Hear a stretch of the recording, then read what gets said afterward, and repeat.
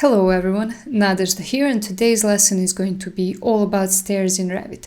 We are going to learn how to create stairs, how to model it, how to create the custom stair family, and generally we will go through a lot of tips and tricks about managing those stairs. First, we are going to create one concrete stair which has the treads and risers, and then we are going to go through some metal stairs.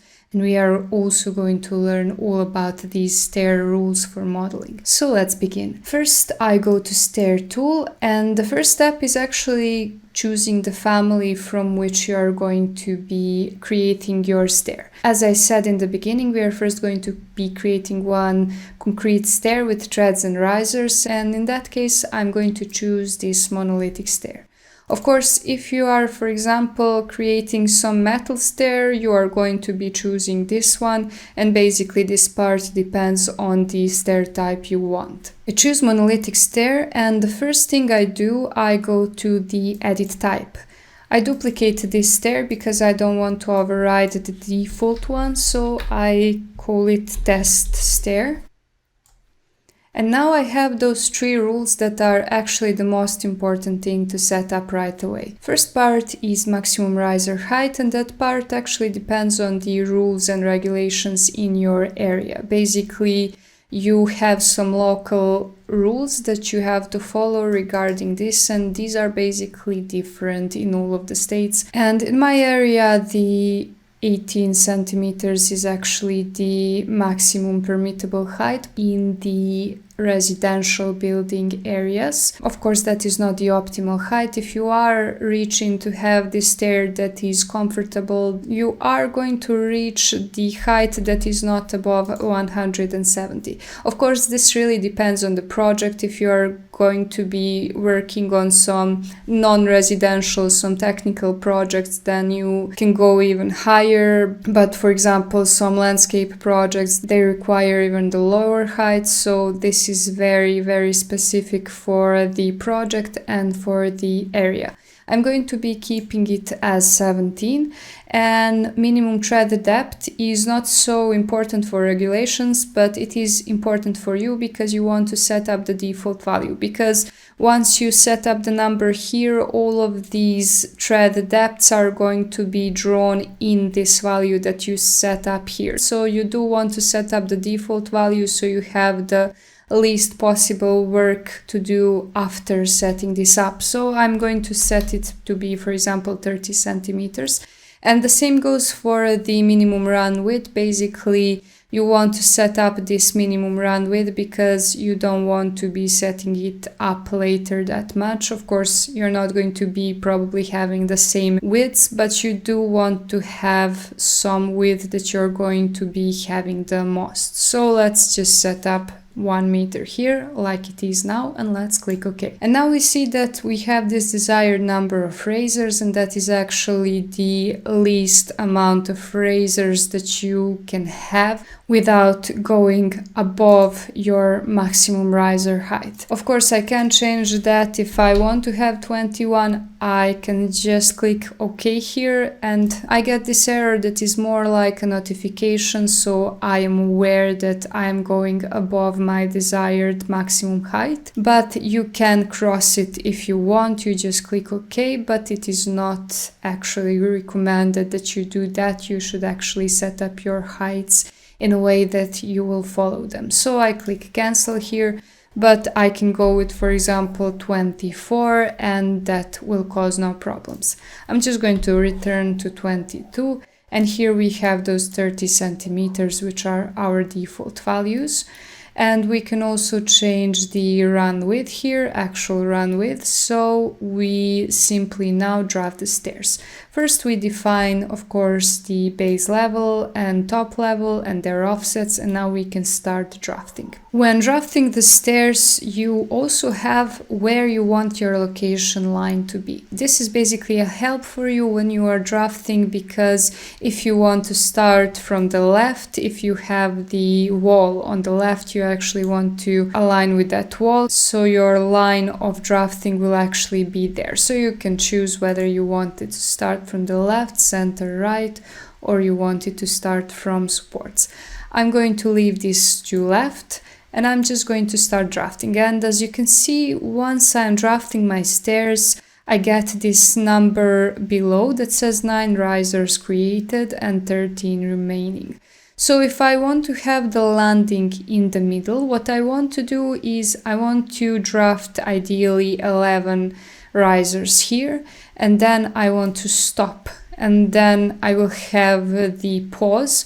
I can either go in the line or I can simply go from the other side. And now from the other side, I simply keep drafting till I get the 0 stairs remaining. It is very important to follow this text because it is going to tell you how many stairs you have left. So once you're done, you simply click, and now your stair is created. I can click on Finish Edit mode, and let's see how it looks. Now this is my stair. As you can see, it's a generic stair. I will go to Fine, and as you can see, it has the up arrow that goes to the height of your view range. By the way, if you want to change that, you can simply type in VR, and you can see that now it is cutting on the 1.2 meters. So if you change that, this symbol of where stair is cut will also change. So let's insert a meter here and click OK. And as you can see now, this symbol is pulled back a little bit. So this part is very dependent on your view range. Also, we get this default symbol of the stair arrow. And here you can choose whether you want to show text or not. I usually turn it off because I hate this text, but you can leave it on if you need it. Of course, you can also delete it if you don't need it. It is actually a separate family. But this is what I like it to look, and I am going to enter this stair now. And once I select one stair run, I can see here that I have the width of that stair. And for example, if I want to change this, I simply insert another number here and it changes. The same goes for the other run, and as you can see, it updates perfectly. As you can see, it doesn't update perfectly because it will basically overlap with other stairs. So I go to cancel, and I'm just going to get it a little bit away and then insert this new width. But as you can see, I get the notification that says the landing depth is less than a run width. So this means basically per most of the regulation, your width should not be more than your landing. So that means we also have to update the landing. And the good thing is you have all of these triangles, so you can just pull the triangle and change this depth. Of course, the most precise way is actually inserting the value here. So I insert this to be 1.5 meters. And now I can just see what else I can do with this stair. There is also this option of flipping a stair, which is very handy because if you want to change which run is first, this changes as well. And we can see now that our arrow starts from this part. And now I'm going to create one section through this stair, and I go to the section. By now it is not the most handsome stair in the world. As you can see, it has like only one line, it has no material. So now our next goal is to actually create our custom family. So to create a custom family, I go to the edit type, and I have previously duplicated the existing type and created the test stair, but I have the run type and landing type and function. Function is not that important, you just define whether it's interior or exterior. I mean, it's important for later on, like managing your schedules and stuff, but it doesn't actually do anything for the model.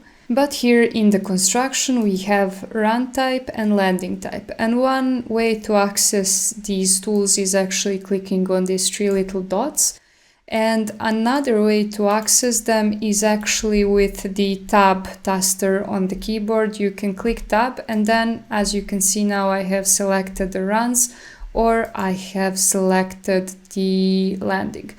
And now I can go to edit type, and basically that gets me into the same tool as the one in the edit type family previously. And now I actually want to give those stairs some treads and risers. So I will click tab and select the run, and I will go to the edit type. I can see that my duplicate option is frozen, so in this first setting up you actually should go to this longer way by going to run type and then duplicating and calling this the test run. The next time you can enter via tab, but for this first time we basically want to duplicate, and that other option does not allow that. So we just click OK, and now the first thing we have to define is structure depth.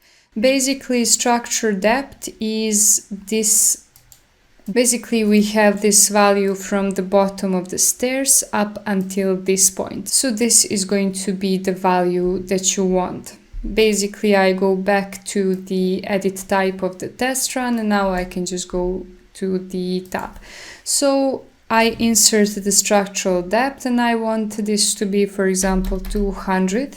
And I also have to insert the material, and I click on these three little dots to find the concrete material.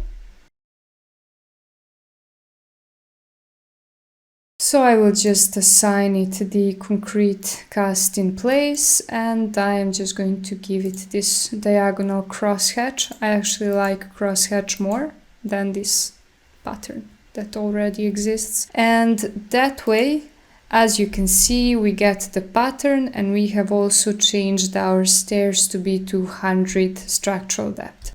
So I go back to the run type, and what I want next is treads. Treads are basically the surface you step on. So that is the horizontal surface, while the riser is actually vertical surface. So I have created the tread, and I also insert the tread thickness. Let's leave it as 50. And we also can insert a different tread profile. If we want to have some differently shaped treads, then we can also create the profile family and insert it here. The same goes for nosing length and nosing profile. I'm just going to add the nosing length so I can show you what that actually is, and I insert 20 here. I do the same for riser. I insert riser, and let's just give it the thickness of 2 centimeters. You can also apply profile here if that's what you need, and we click OK. So now we have inserted tread that is 5 centimeters, and we have inserted riser that is 20 centimeters. Let's just do it like this. And we also get this little nosing length. So this is our stair run, and we also have to do the same for landing. So I go to the stair family, I go to edit type, and I go to the landing type in this case, and I duplicate the existing one, and let's call it 20 centimeters landing. I click OK, and now I add the monolithic thickness of 200. I also assign the material, the same concrete I used before. And as for treads, you can basically either leave them as they are in the rest of the stairs, or you can actually create a custom one. I'm just going to use the same as run and click OK. OK once again, and now I have created the stair. The only thing I want to change is actually this material. I don't want it to have any pattern in the foreground, and I click None here. And now this is what our stair looks like. In the 3D, we can see what it looks like, and now it's much prettier stair than it used to be. Let's just create one section box and let's cut through it. This is how it looks like. And as for railings, you can either delete them or leave them, or simply choose some other family, whatever works for you. Before we continue with the lesson, let's hear a word of a sponsor, which is also actually me. If you want to learn Revit with me, I have actually created a course which is designed specifically to make you ready to work in Revit independently or in big teams. In this course, you also have the assignments where you get to exercise everything that you learn, and you also get to ask questions directly from instructors. So everything that was not clear to you, everything that you need help with, I answer these questions the same day. So you don't just watch videos, but you interactively learn Revit. I have also made the special attention to the people who already have some experience but in AutoCAD, so I have made sure to actually help you transition from AutoCAD to Revit very smoothly. While this is a beginner's course, it is also very useful for people who already have some experience but want to level up their Revit knowledge. To see the course content, go to thebimtonic.net, and I hope to see you in these lessons. So let's continue with this lesson. Now, if you want to finish this stair with a landing, you can simply enter the stair and then you can add the landing. I create from sketch and I go to edit type, and here you can choose whether you want your landing to be same as run or you want to actually uncheck that and give it some other kind of thickness, for example like this, and go to OK. And this way, when I create the landing, I get this perfect connection of the landing and the stairs. But unfortunately, in the real projects, it will not always look like this. I'm just going to delete this landing and I'm just going to add this floor that I've copied from some other project, and I just add it to my stair, and this is what it looks like. Now, this is the connection that pretty much everybody has the problem with, because Autodesk still hasn't solved this connection, and basically I was hoping that sometimes in our lifetime we will get the solution to this. We will get the automatic join of these two elements, because this is obviously a very important spot in the project. But when I was beginning to work in Revit over 10 years ago, I thought that this is something that must be solved at some point in our lifetime. And I thought, okay, they still haven't solved it, but they certainly will in the next couple of versions. But over 10 years later, they still haven't done a thing about this, and we are still struggling with this connection. But with each passing year, I actually have less and less hope that this will ever be solved in Revit. So I'm going to show you the way I solve this. Of course, over the years, I have watched thousands of the YouTube videos on the solutions, but I don't really use any of these solutions. Like, people will give you the advice of adding one more riser, extending riser, adding the additional landing, but all of these solutions actually create more problems to you, because if you get the solution that fixes this in section and then give you the wrong number of the risers in the plan, or give you the additional lines in the plan, or give you the random floating elements in your stair, it is not actually a solution. So what I do is actually I leave it this way in the model, and then I add the field region. I know that this will be probably debated in the comments, but what I have realized is that this actually gives me the perfect stair in the plan. I don't have any additional lines, I don't have any additional elements, and also it gives me perfectly clear situation, because as you can see, my plan is perfectly clean and there is no confusion where the stair actually starts. But if I were to insert any additional elements here, if I were to extend the risers, basically the stair becomes incorrect in plan, and it doesn't matter that I solved it in the section, I still get the problems of the another sort. What I will do is I will turn on the line thickness and I will add the field region. I will make sure to draft the field region in my stair in the correct boundaries, and I will draft it like this. I will also trim those lines. I make sure that these lines are actually the same line weight as my stair in the section, which is in this case number 3. And I also make sure that these two lines are the invisible lines, so they are not visible in my drawing. I click on finish, and I also make sure that I choose the same pattern that I'm using as the cut pattern of the stairs. And this is what it looks like. I can also do the same for closing of this floor. I can basically add some solid white texture, and I will leave it as thin lines here because I think that is the correct line weight. Of course, if I'm wrong, I'm just going to change it. And this is what it looks like. I also have to change this to be 3 also. And this is what it looks like. Basically, the problem is obviously we have to copy this in every section if we have more sections than one that go through this stair. And basically, it did take some time. It took me like a couple of minutes. So if you have like 5 stairs in your project, it is going to take you like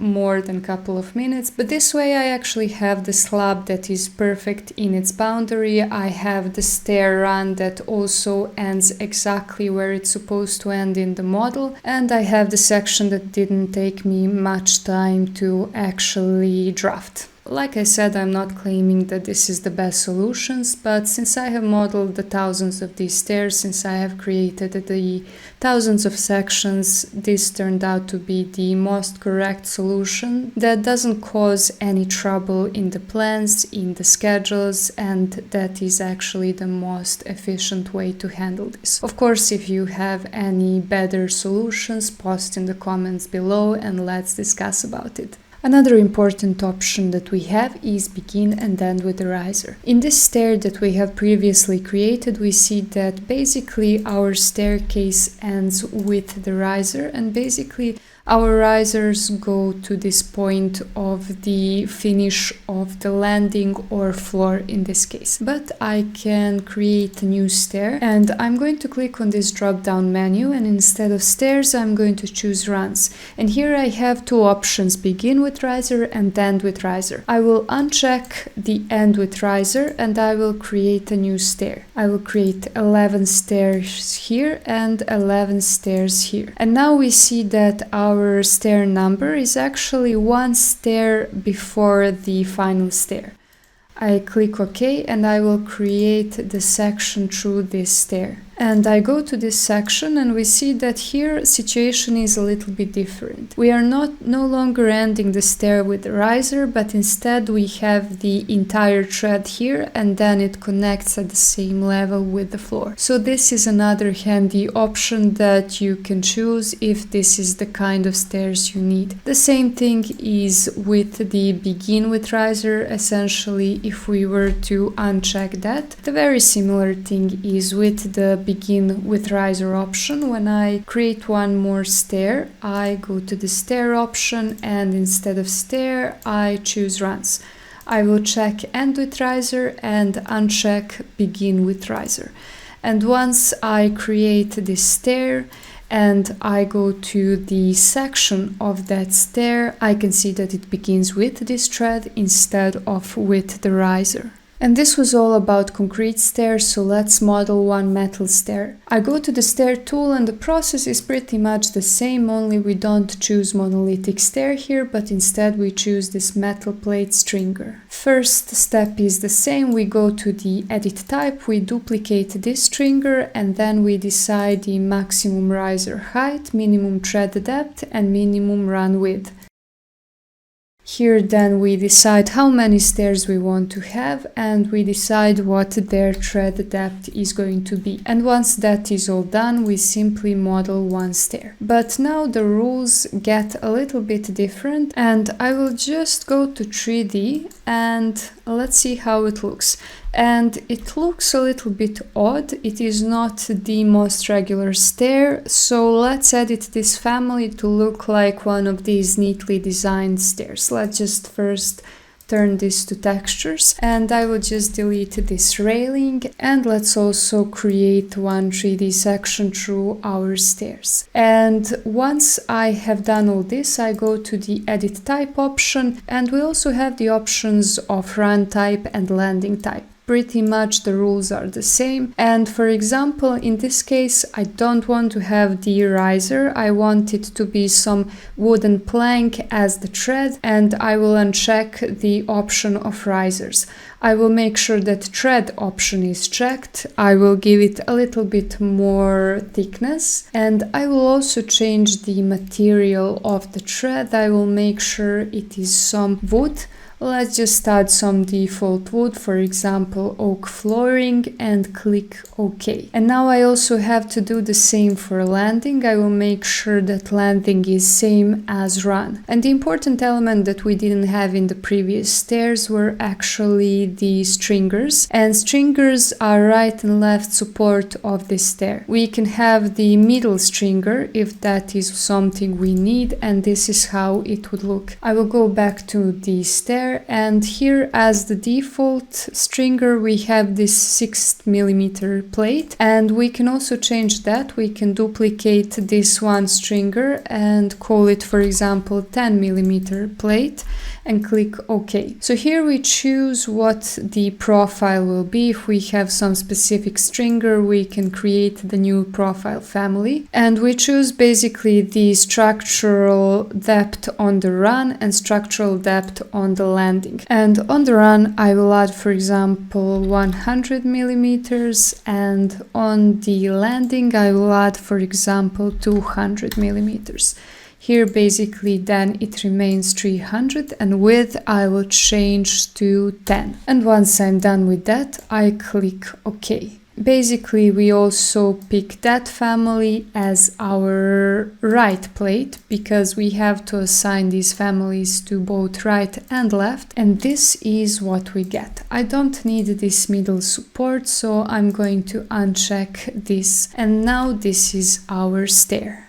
To see how it looks like in the area of landing, I will take this stair we have just created, and I will create one stair here. I select it and I go to the selection box to see how it looks in 3D, and I will just remove this railing, and this is how it looks in the landing. As you know, in the family we have created the higher stringer here, so this is what the stair looks like. And that was it for the basic stairs. We also have some stairs that are actually different, and basically we have the full step spiral, center end spiral, L-shaped winder, U-shaped winder, and we also have the create from sketch stair. For full step spiral, and pretty much for all of these stairs, the rules are the same. First we define base level and top level, and then we define how many stairs we want. In the edit type, of course, we actually choose our families and everything else, and then we simply click from where we want it to start.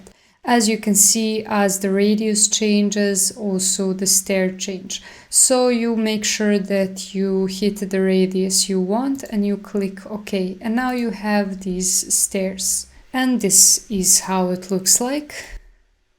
The next one we have is center and spiral. The difference between those two is that center and spiral can actually have the landing, so the same thing applies for the beginning. You choose which radius you want and you choose where you want to start. And now you keep drafting your risers, and now I can actually create a landing. I can stop here and I can create landing. This part is actually very tricky, because if you were to change it like this, as you can see, it creates this weird rectangular landing, which you don't want for your spiral circular stairs. So what you want to do is actually search the moment where it actually creates the spiral landing. Basically, if you are going with your mouse by this edge inside of the stair, you actually get the circular landing. As you can see now, my landing is actually being created as a circle. So once I want to end, I simply do this and I continue drafting my stair. Of course, if I want to change the width of this landing, I can simply take it by this triangle and change it. And in the 3D, we can see how it looks. Let's just finish this and let's just get our section box to be adjusted to this stair. So I select it and I go to selection box, and this is how it looks like. It has this landing, and basically it's important to find this spot where you actually get a good looking landing. Next stair we have is the L-shaped winder, and it actually is just going to add you the stair. You basically choose how many stairs you want, which levels you want to connect, and you choose the desired number of risers and actual tread depth, and you simply place your winder. In this L-shaped winder you have both triangles and rectangles. Basically, if you pull the triangles, you change the width of this stair, but if you pull the rectangle, you simply change the distance that this other run starts from. So this is also something to keep in mind. And you also have the U-shaped winder, which pretty much works the same. You simply choose where you want to start from and where you want to end and how many risers you want to have. And with this winder, the most important thing to remember is that you have this triangle handle. So once you're changing this handle, you are basically changing the runs that are going to be starting runs and the ending runs. Basically, you are creating the rule of how your stair is going to look, basically from which thread is it going to start from and which thread it is going to end from. The same rules apply for the rectangular and triangular grab. And once I have done that, I click finish. And the final stair we have is the custom stair. I go to stair tool, and as usually I will first apply base level and top level and desired number of risers. Let's just add this to be L1 as well, and let's just cross the height of, for example, 700. And this way we get the desired numbers of 4. I just want to sketch some smaller stairs, and I go to the create sketch option. Here I first have boundary and I have risers. It is very important to draft with the proper tools, because if we mess this up, our stair is not going to be generated. I first create the boundary, and I'm just going to take, for example, this radius one, and I will just create something that looks like this, and I'm going to mirror it. And now these are the boundaries of my stair.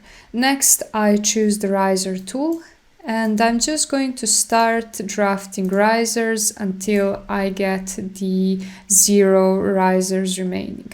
I start with this one and I create the ending one, and now I have 2 more in between, and I'm just going to create these arcs and just some random landscape stairs, and this is what we get. We now have the 0 risers left, and we click OK.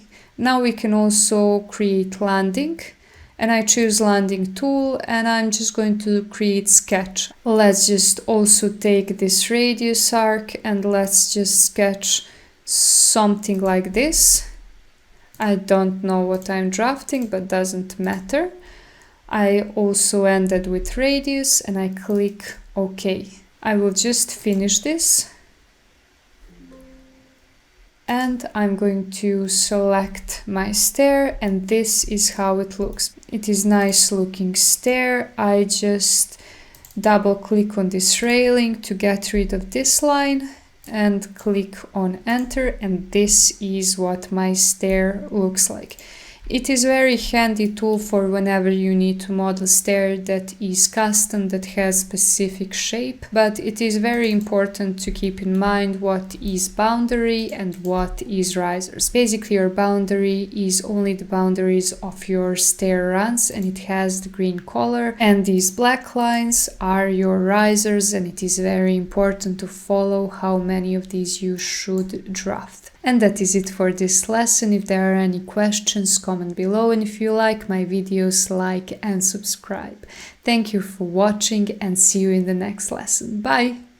If you want to learn Revit like a pro, take a look at my architectural course through the link below. You will learn how to develop the project from concept to final design using Autodesk Revit. It is ideal for beginners but valuable for anyone looking to build a solid foundation. By the end, you'll know how to take a design from concept to detailed documentation with confidence and clarity. You will gain a solid Revit workflow you can actually use independently or in work in larger teams in architectural studios. With almost 100 structured video lessons, it is designed to help beginners master Revit step by step. To support your progress, I've included assignments with each lesson, plus the opportunity to ask questions and receive guidance directly from me whenever you need it. This way, you're not just watching tutorials, you're actively learning, practicing, and improving every step of the way. Thank you for watching and see you in the next video.